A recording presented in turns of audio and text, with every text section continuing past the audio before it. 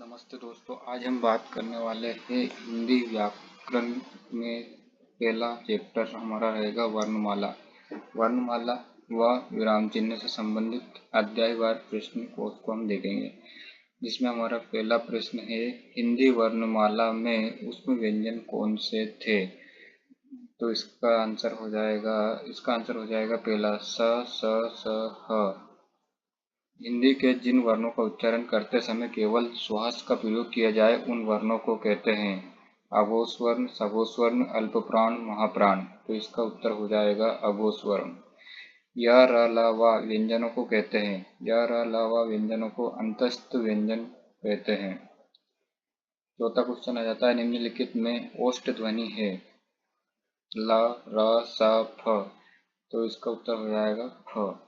Vowel को हिंदी में कहते हैं। वोवेल को हिंदी में स्वर कहते हैं। जिन शब्दों के अंत में छोटा अ आता है उन्हें क्या कहते हैं? उन्हें कहते हैं अकारांत शब्द। कौन स्वर नहीं है? अ, ए, उ, ब। तो इसका उत्तर हो जाएगा ब। निम्नलिखित में से कौन सा वर्ण घोष है? तो उत्तर हो जाएगा सी, द। भाषा की सबसे छोटी इकाई किसे कहते हैं? तो वर्ण अक्षर भाषा की सबसे छोटी इकाई कहलाती है।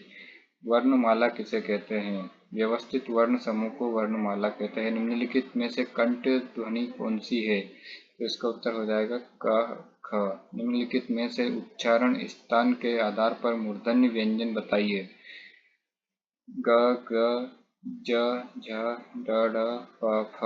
तो इसका उत्तर हो जाएगा सी। निम्नलिखित में से अल्प प्राण वर्ण कौन से है? अल्प प्राण वर्ण आ जाता है क और ग। निम्नलिखित शब्दों में से नवीन विकसित ध्वनियाँ कौन सी है? नवीन विकसित ध्वनियाँ ख, ख। इसके बाद हमारा क्वेश्चन आ जाता है 15 नंबर का, निम्नलिखित में से कौन सा घोष वर्ण है? तो उत्तर हो जाएगा सी, म। निम्नलिखित में से एक वर्ण व्यंजन नहीं है। का उत्तर हो जाएगा ए। निम्नलिखित में से कौन सी ध्वनि ओष्ठ्य नहीं है? इसका उत्तर हो जाएगा डी, त। हिंदी भाषा में मूलतः वर्णों की संख्या कितनी मानी गई है? हिंदी भाषा में मूलतः वर्णों की संख्या 52 मानी गई। निम्नलिखित में से नासिक के व्यंजन कौन सा है? तो नासिक के व्यंजन है बी, न। ए और ऐ वर्ण क्या कहलाते हैं? ये कंठ तालव्य भी कहलाते हैं। निम्नलिखित में से किसे हिंदी की मानक वर्णमाला में स्थान नहीं दिया गया है? तो श्री। ये हिंदी की मानक वर्णमाला में इसका कोई स्थान नहीं दिया गया है। निम्नलिखित शब्दों में इस शब्द के द्वित्व व्यंजन है? दिल्ली। स, ह कौन से व्यंजन कहलाते हैं? ये उत्तर हो जाएगा डी, उष्ण संघर्षी व्यंजन कहलाते हैं। छ ध्वनि किस स्वर के अंतर्गत आती है? तो वह आता है संयुक्त वर्ण के अंतर्गत। हिंदी शब्दकोश में छ, क क्रम किस वर्ण के बाद आता है? वो है क। ज वर्ण किन वर्णों के संयोग से बना है? वो है बी, ज और ञ। निम्नलिखित में से अघोष वर्ण कौन सा है? वो है डी, स। घ उच्चारण स्थान कौन सा है? वो है बी, कंठ। निम्नलिखित में से संयुक्त व्यंजन कौन सा है? इसका उत्तर हो जाएगा डी, ड। निम्नलिखित में से कौन सा वर्ण उच्चारण की दृष्टि से दंत्य नहीं है? इसका भी उत्तर हो जाएगा डी, ट। कौन सा अमानक वर्ण है? इसका उत्तर हो जाएगा सी। छ वर्ण किसके योग से बनता है? ये तो इसका उत्तर हो जाएगा पहला आधा क और स के योग से छ बनता है। हिंदी वर्णमाला के स्वरों की कुल संख्या कितनी है? तो बी, 11। हिंदी वर्णमाला में कुल स्वर कितने हैं? 11 है। निम्नलिखित में से कौन सा स्वर नहीं है? इसमें से डी, ज स्वर नहीं है। निम्नलिखित में से कौन सा ट वर्ग का नहीं है? डी का। हिंदी वर्णमाला में व्यंजनों की संख्या कितनी है? तो व्यंजनों की संख्या है 33। इसके बाद हम क्वेश्चन नंबर देखेंगे 37। निम्नलिखित में से कौन सा पश्च स्वर है? तो पश्च स्वर में आ जाएगा अपना ए, आ। खड़ी पाई वाले व्यंजनों का संयुक्त रूप कैसे बनाया जाना चाहिए? इसका उत्तर हो जाएगा खड़ी चौपाई को हटाकर, यानी कि उत्तर नंबर बी। विसर्ग से बना शब्द कौन सा है? तो वो है बी, नि, स्प्रह। इनमें से कौन सा वर्ण स्वर है? तो ए। निम्नलिखित में से अंत स्थ व्यंजन कौन सा है? इसका उत्तर हो जाएगा या। इनमें से ओ का उच्चारण स्थल कौन सा माना गया है? तो इसका उत्तर हो जाएगा कंठ और ओष्ठ दोनों। ओ का उच्चारण स्थल है। च और छ वर्ण का उच्चारण स्थान कौन सा है? तो हो जाएगा तालु। क ग ज फ ध्वनियाँ किसकी है? ये भी अरबी फारसी की ध्वनियाँ है, तालव्य व्यंजन है। तो तालव्य व्यंजन च छ ज झ ये तालव्य व्यंजन कहलाता है। कौन वर्ण घोष नहीं है? र ल त ड। तो इसका उत्तर हो जाएगा सी नंबर का त। किस शब्द में री स्वर नहीं है? तो इसका उत्तर होगा डी आज। अब क्वेश्चन नंबर आ जाता है हमारा 48। किन ध्वनियों को अनुस्वार कहा जाता है? तो स्वर के बाद में आने वाली नासिक ध्वनियों को अनुस्वार कहा जाता है। ओ और औ किस प्रकार के वर्ण हैं? तो यह है कंठस्थ व्यंजन के वर्ण हैं। हिंदी वर्णमाला में वर्ण है, तो हम सभी को पता है हिंदी वर्णमाला में 52 वर्ण है। स्वर ध्वनि के प्रकार है। उपयुक्त तीनों आधुनिक व्याकरण की दृष्टि से बा वर्ण का वैशिष्ट्य है। तो त्वष्ट स्पर्श अल्पप्राण घोष निरानुनासिक। इसका उत्तर हो जाएगा बी। निम्न में से अर्धस्वर कहलाता है? तो अर्धस्वर है या। महाप्राण ध्वनियाँ व्यंजन वर्ग में किससे संबंधित है? तो वह दूसरा और चौथा। भाषा की सार्थक लघुत्तम इकाई है, वो है ध्वनि। इनमें से कौन सा व्यंजन अल्पप्राण है? तो सी मतलब चा। चा क्या है? एक अल्पप्राण व्यंजन है। इनमें से कौन सा वर्ण स्पर्श व्यंजन नहीं है? तो ड। यह एक स्पर्श व्यंजन नहीं है। अब आ जाता है हमारा क्वेश्चन नंबर 58। निम्नलिखित में कंठ ध्वनियाँ कौन सी है? तो कंठ ध्वनियाँ क और ख। वर्णमाला किसे कहेंगे?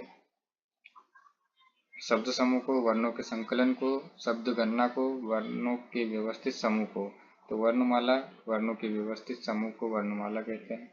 हिंदी की स ध्वनि है, यह है तालव्य ध्वनि। कौन वर्ण ओष्ठ्य नहीं है? तो इनमें से बड़ा अ, इनमें ओष्ठ्य व्यंजन नहीं है। अल्प प्रांत ध्वनियों का समूह कौन है? क ख ग च ज न त थ द ट ठ न। तो इसमें से बी हमारा ऑप्शन सही होगा, च ज और न। वर्ण शब्द का अर्थ नहीं होता है। वर्ण शब्द का अर्थ नहीं होता है रंग, आकाश, जाति, अक्षर। तो इसमें से हमारा आकाश वर्ण शब्द का अर्थ नहीं होता है। कौन वर्ण घोष नहीं है? तो बी ता वर्ण घोष नहीं है। किन ध्वनियों को अनुस्वार कहा जाता है? स्वर के बाद आने वाली नासिक की ध्वनियाँ अनुस्वार कहलाती है। किस शब्द में री स्वर नहीं है? तो इसमें रिवाज में री स्वर नहीं है। निम्नलिखित में से दंतव्य वर्ण है। दंतव्य ये आधा ता। अब आ जाता है प्रश्न नंबर 68। इसमें ग का उच्चारण स्थान कौन सा है? तो इसका उत्तर हो जाएगा हमारा बी कंठ। हिंदी शब्दकोश के अनुसार संतान, सकल, सचल, सक्षम शब्दों का सही क्रम है। तो इसका उत्तर हो जाएगा डी संतान, सकल, सक्षम, सचल। निम्न में से महाप्राण वर्ण है त, क, व, च। इसका उत्तर हो जाएगा ए त। हिंदी शब्दकोश में हम और आ किस वर्ण के साथ आता है? वो आता है बी आ के साथ। छह वर्ण किसके योग से बने हैं? तो ये पहले भी देख चुके हम, क और स से मिलकर बने हुआ है छ। निम्नलिखित में से कौन सा शब्द अमात्रिक है? निम्नलिखित में से कौन सा शब्द अमात्रिक है? तो इसमें से है कलरव। ये एक अमात्रिक शब्द है। अयोगवाह कहा जाता है। तो विसर्ग को कहा जाता है। टा वर्ग में किस प्रकार के व्यंजन है? टा वर्ग में मूर्धन्य व्यंजन है। यत्न के आधार पर ला किस प्रकार की ध्वनि है? पार्श्विक, उच्छिष्ट, प्रकंपित, संघर्षशील। तो इसका उत्तर हो जाएगा पार्श्विक। हिंदी वर्णमाला में अम और अह क्या है?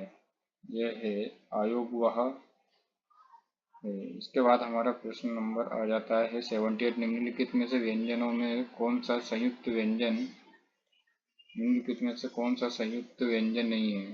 तो निम्नलिखित में संयुक्त व्यंजन नहीं है, तो उसका उत्तर हो जाएगा बी स। निम्नलिखित कौन सा व्यंजन स्पर्श व्यंजन है? स्पर्श व्यंजन है ज। हिंदी वर्णमाला में व्यंजनों की संख्या है तो इसका उत्तर हो जाएगा सी 33। वर्ण व्यंजनों की संख्या कितनी? 33 है। हिंदी शब्दकोश में छ का क्रम किस वर्ण के बाद आता है? छ। इसका क प्लस छ, क के बाद छ का क्रम आता है। ए के उच्चारण स्थान का नाम बताइए। ए का उच्चारण स्थान का नाम क्या है? कंठ तालव्य। ए का उच्चारण स्थान का नाम क्या है? इसका उत्तर हो जाएगा डी कंठ तालव्य। निम्नलिखित में से कौन वर्ण अंतःस्थ नहीं है?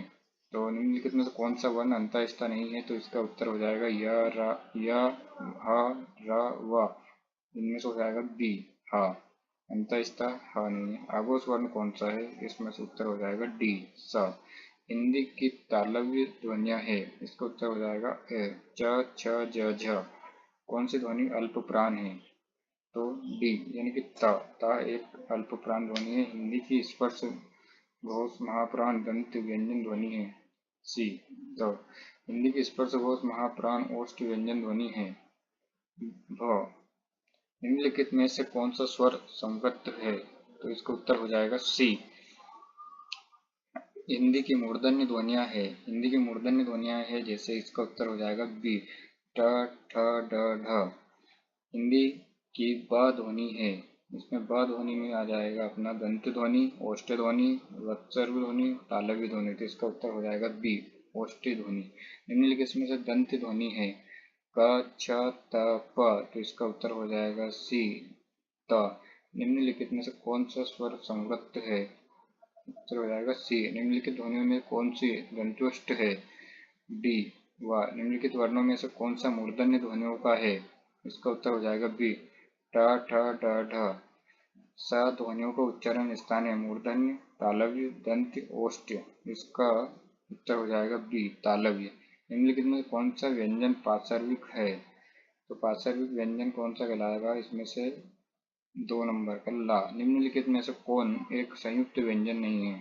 तो बी सा एक संयुक्त व्यंजन नहीं है। या, रा, ला, वा किस वर्ग के व्यंजन है? तो यह है अंतःस्थ वर्ग के व्यंजन है।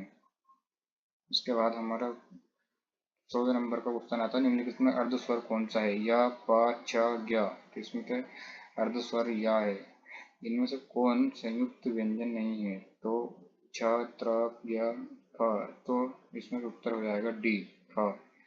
निम्नलिखित में कौन सा व्यंजन पार्श्विक है?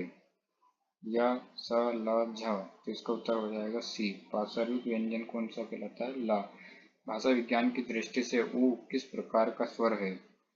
तो इसका उत्तर हो जाएगा पच संयुक्त। व उच्चारण स्थान है। व उच्चारण स्थान है।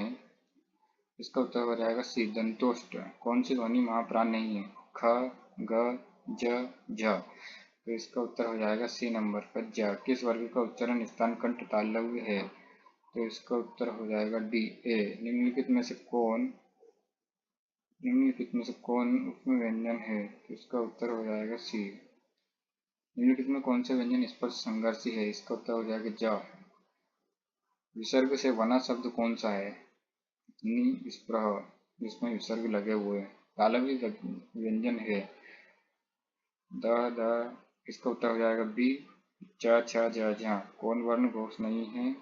वो है ला त, ट, र। इसमें उत्तर हो जाएगा सी इसका त। इस शब्द में री स्वर नहीं है तो डी आज में री स्वर नहीं है।